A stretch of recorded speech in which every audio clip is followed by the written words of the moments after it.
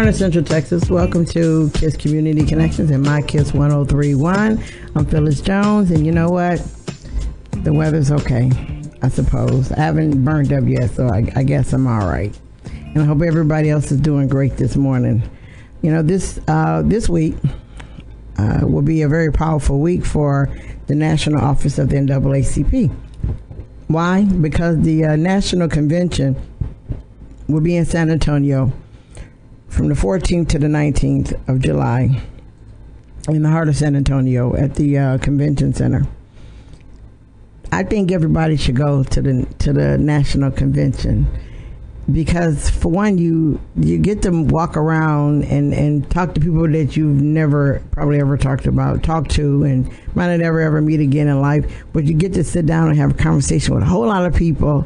And you do enough networking for, you would say, like the whole year, because everybody comes to the National Convention. And I mean, everybody comes to really, everybody comes. It's a concentrated effort to support it, to be there. And it's just something that everybody comes to. You know, just like when BET does BET Awards or then NAACP do their awards, everybody's there. Well, same thing for the National Convention is there. But the National Convention kicks off next Saturday evening, with a welcome dinner, barbecue dinner. And then Sunday starts all the workshops. The workshops are divided up.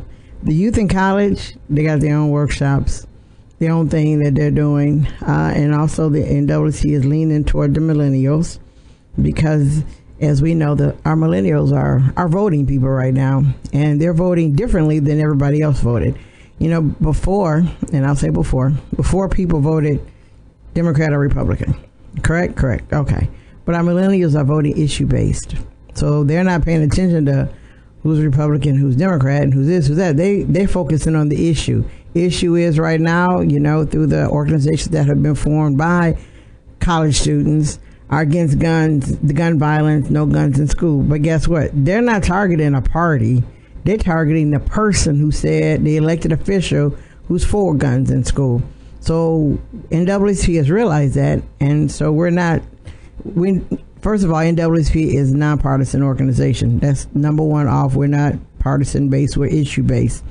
So it's quite easy when we realize that the millennials and the young college kids now that are there's a group of them, they're traveling all over the United States, but they're not talking party based, they're talking issue based, you know. And we need to, as we converse with our millennials and our college kids who still are millennials, we need to remember when we talk politics to them, they're thinking issue while you're thinking party. So, you know, you're gonna have to realize that can be a useless argument.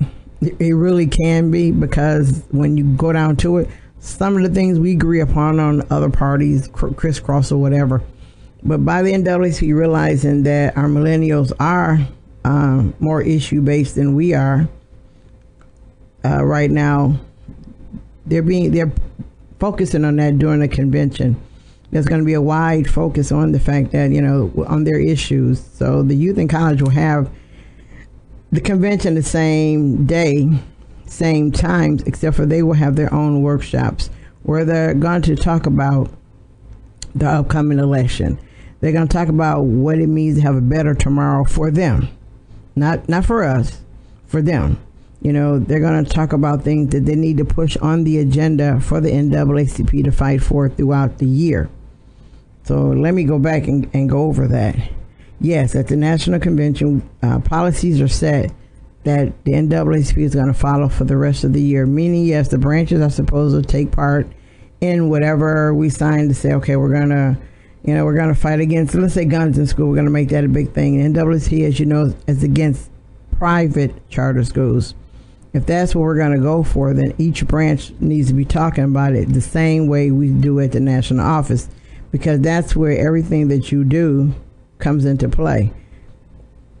From the national office. The national office sets the policies to which we're going to do things that set the agenda for the year that we will follow. You know, I think I told everybody last weekend, we talked about defeat, hate, vote. Well, that's the title for the NAACP's convention this year, is defeat, hate, vote. And that makes very good sense to do that.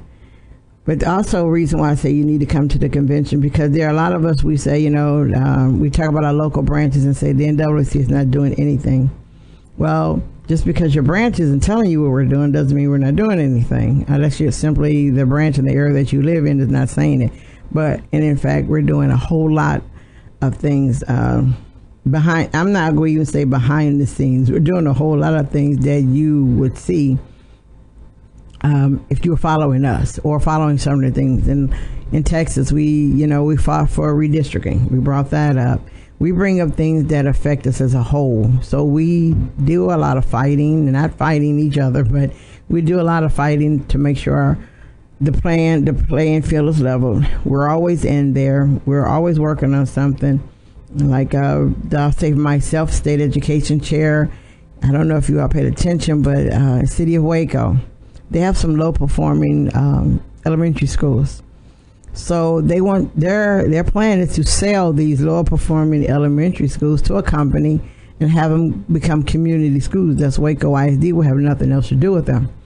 Well, we're at the table disagreeing with that, and we have other allies with us that's working with us to do this, but we're working on telling them no. You don't take your lowest performing schools, and we know what the kids are who at these lower performing schools, and they're all black and white. They're all three. They're black, white, Hispanic, but it doesn't matter. The thing is, you're closing low performing schools because you can't deal with them.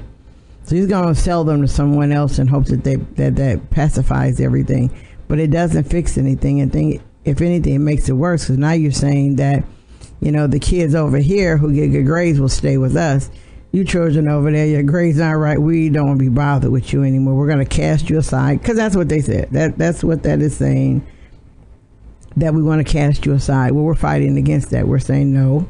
Waco ISD, you need to keep those schools. We're teaching the parents how to fight to keep those schools under Waco ISD. Right now, it's not a losing fight, but our fight now is getting the parents to understand why this is not a good idea. So, if you want to know what we're doing, those are some of the things that we're doing. Healthcare, well, we know healthcare in Texas is a nightmare. It truly is a nightmare. And our health chair, our state health chair, which is Carol Moore, she's fighting to get some dents in there, I might as well say. Right now, we have a card where you get a percentage off from your prescriptions and some of your hospital costs. So she's fighting that, and we fight that along with the national office. Even though I'm the state education chair for Texas State NAACP, my national person for education is Victor Good, who's also a lawyer, but he's my national chair. So along with what I'm doing here, they always set the pattern of, okay, along with following whatever you're following, this is what you're going to do too. So we're far from out of the fight. We're way into actually getting things solved and getting things done than you think we actually are. And I would say, like Sam, I hope everybody does at least come to a day. Come to one day of the convention.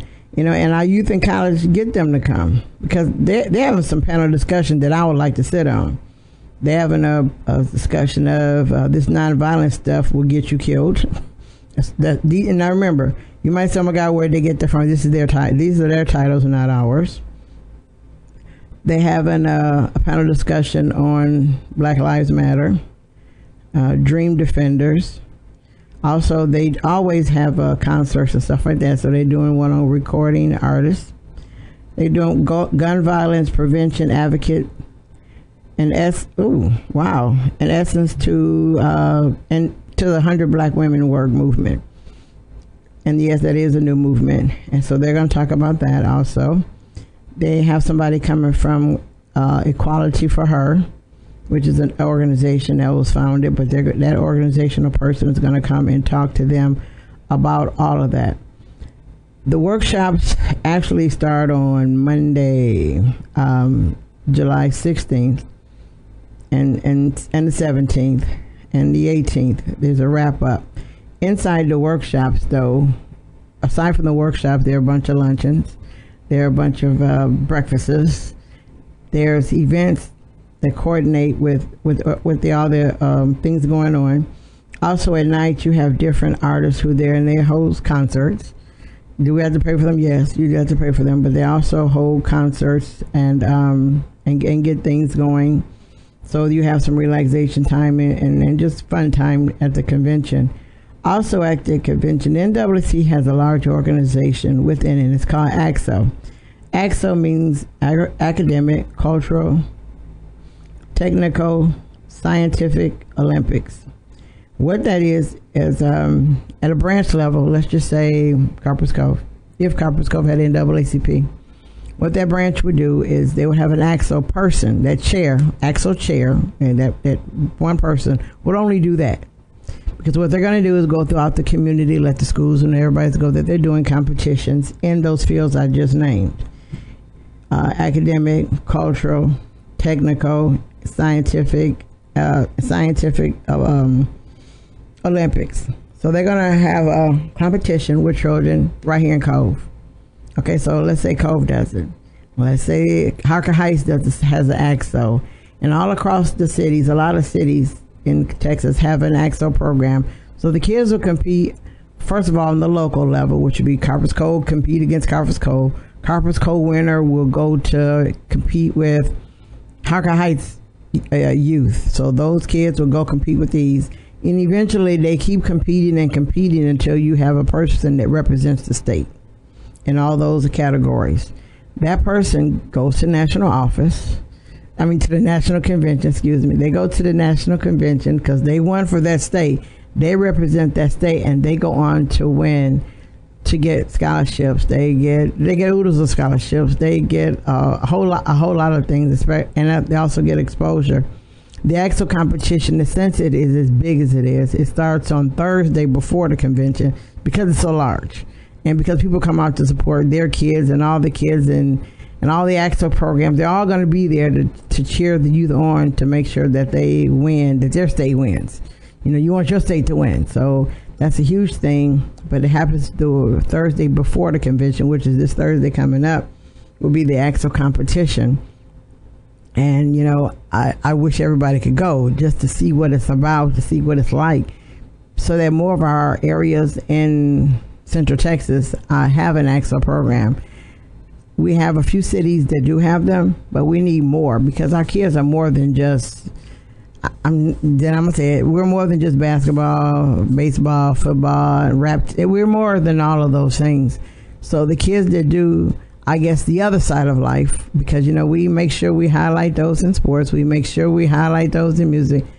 Well, we should highlight the ones in the academic world, too. So, but the ACSO program, like I said, is the Thursday beforehand, and it has to be before the convention because it's so big. And it takes up the whole entire convention. And we're glad they do. It's just that, you go, okay, here they are. They're here, and they're doing all of the stuff. And it seems like it. And I know a lot of you will say, you know what, I turned away from the NAACP because they're not doing anything. Okay, granted, I can't argue with that. I would never tell you that every branch is doing what they're supposed to do, because they're not. They aren't. But then you have the state chairs who are doing what we're supposed to do, who we need your support. We need you to know what we're doing. We need you to go and find us, talk to us, and find out what we're doing. And sometimes when things don't go what we want to, we walk away.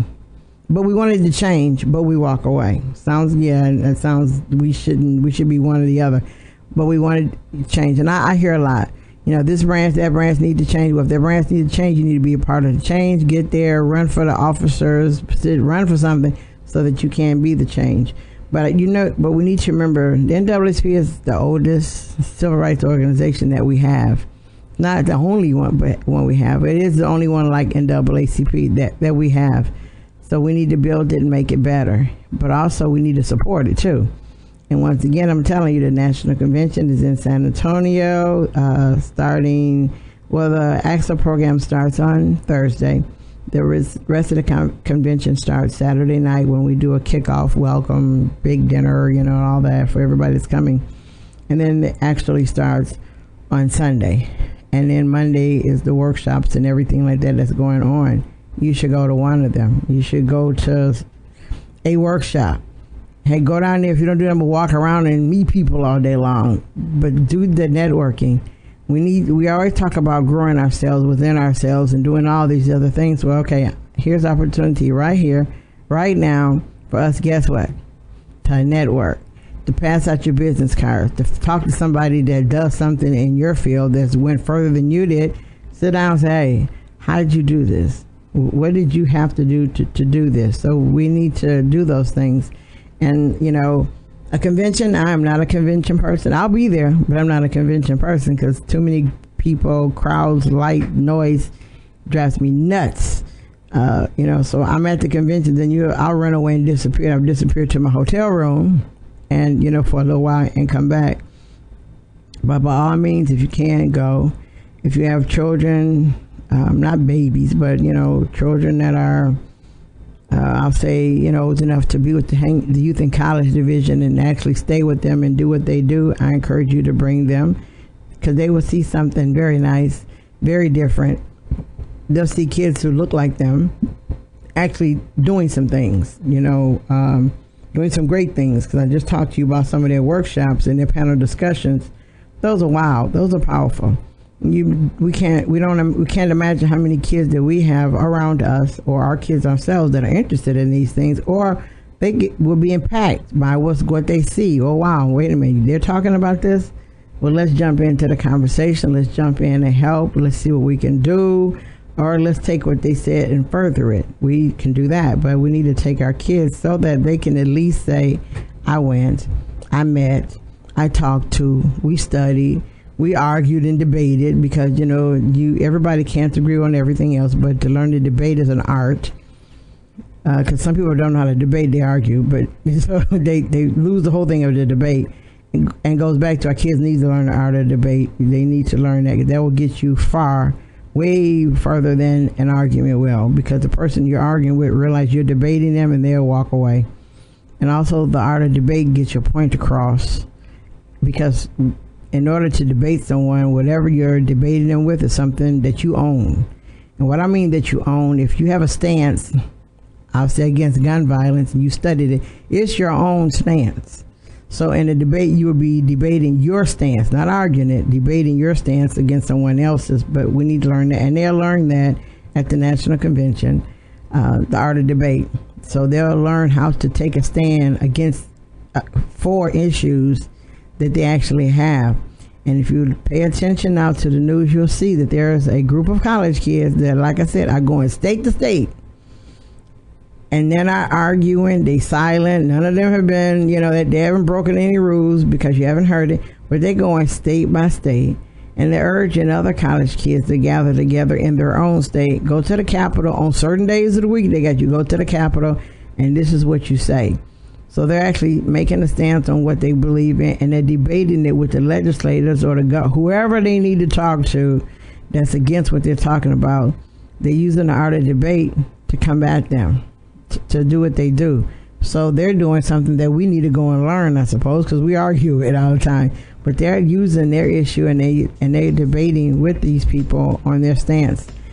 And NWC National Convention, the youth and college who don't know how will learn, because we're seeking to teach our kids the right way to do these things. I need to take a break and come back.